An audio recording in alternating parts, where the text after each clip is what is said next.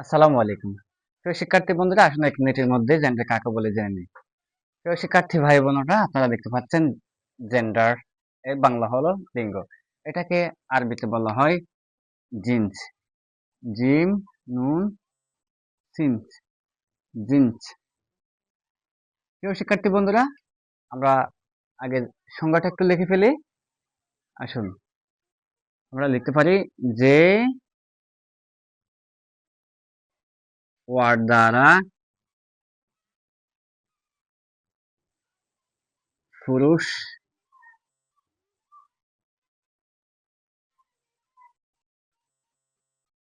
স্ত্রী, পুরুষ স্ত্রী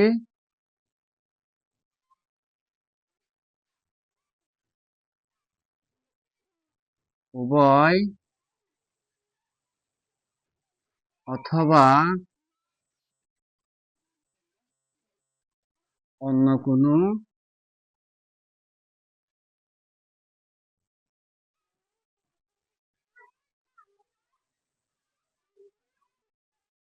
অচেতন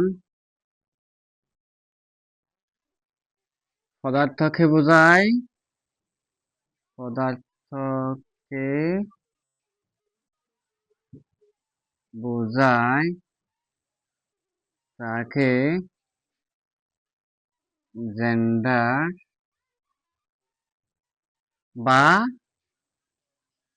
লিঙ্গ বলে। এটাকে আরবিতে জিন্স বলে। প্রিয় শিক্ষার্থী বন্ধুরা, আমরা এখন সঙ্গে এভাবে বলতে পারি যে ওয়ার্ড দ্বারা পুরুষ জাতি বোঝায়, স্ত্রী জাতি বোঝায়, অথবা স্ত্রী পুরুষকে একসাথে বোঝায়,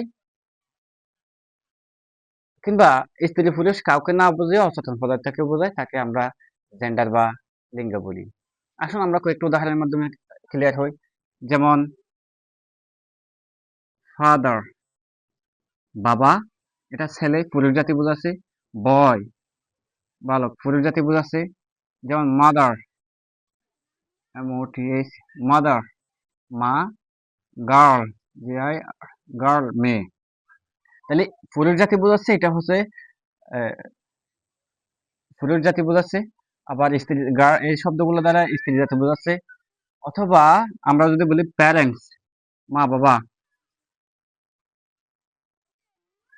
প্যারেন্টস মা বাবা, তাহলে এখানে স্ত্রী জাতি পুরুষ জাতি একসাথে বোঝাচ্ছে।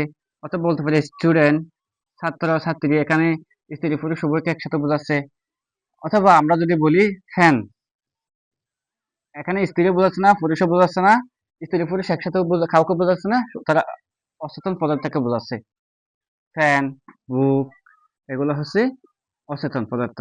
তাহলে আমরা বলতে পারি যে ওয়ার্ড দ্বারা পুরুষ জাতি, স্ত্রী জাতি, অথবা স্ত্রী পুরুষ একসাথে বোঝায়, কিংবা স্ত্রী পুরুষ কাউকে না বুঝে অচেতন পদার্থকে বোঝায়, তাকে বলা হয় জেন্ডার। আশা করি বন্ধুরা, জেন্ডার কাকে বলে এতক্ষণে আপনাদের জানা হয়ে গেছে। জেন্ডার সম্পর্কে আরো বিস্তারিত জানতে জামাল একাডেমি ফেসবুক পেজটি ফলো করে আমাদের সাথে থাকুন।